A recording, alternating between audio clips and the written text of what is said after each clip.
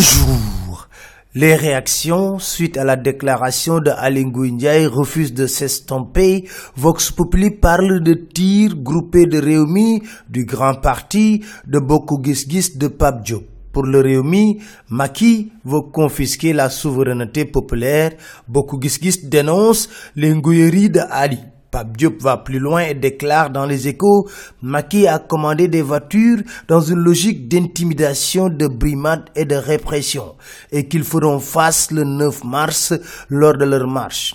Le grand parti dans Vox Populi demande à Macky et au garde des Sceaux de quitter le Conseil supérieur de la magistrature. Dans les Échos, Tanor Dieng vole au secours du ministère de l'Intérieur, mais à l'intérieur de cette controverse, si l'opposition réclame la démission de Aly Ngouille Ndiaye, le quotidien nous dit, Macky le félicite. De quoi faire écrire au journal Enquête, le président vole au secours d'Aly Ngouille Ndiaye. De quoi également noter que le président Macky Sall nargue l'opposition. Tout de même, Vox Populi liste les points chauds qui préoccupent le chef de l'État, la sécurité routière. L'AS nous dit, Macky a engagé la traque contre les chauffards. Plus de tolérance.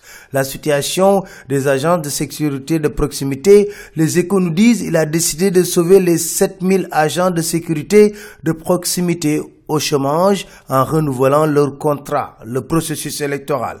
Voilà le problème de fond. En face de lui, il aura Idrissa Seck. Dans l'AS, Abdoulaye Wilane l'invite à factoriser Idrissa Seck par 0. Impossible.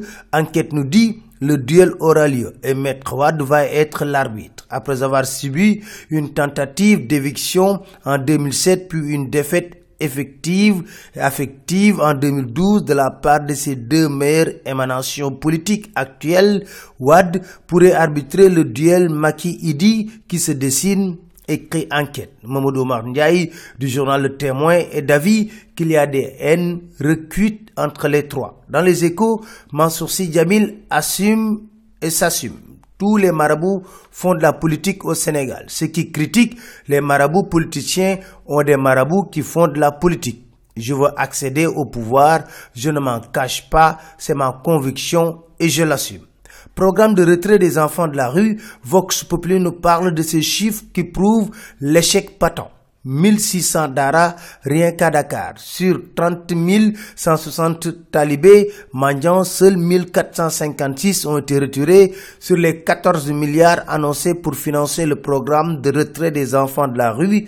Seuls 141 millions ont été mobilisés en 2 ans. La vérité est que les talibés rapportent environ 5 milliards par an au maître coranique. L'Observateur nous plonge dans l'enfer des toxicomanes. Dieynaba Anne, âgée seulement de 25 ans, révèle, pour soulager mes crises de drépanocytose, j'ai ruiné ma vie à dose de Trenadol.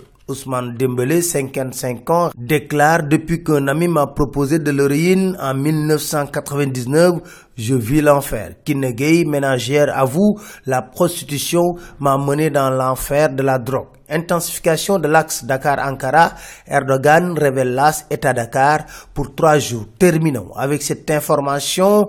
L'AS nous dit, dans le Fouladou, capitale du refus de la paternité, plus de 1021 enfants sont dans le vent. Comprenez par là, ne connaissent pas leur père. C'était tout. Merci. Très bonne lecture à tous.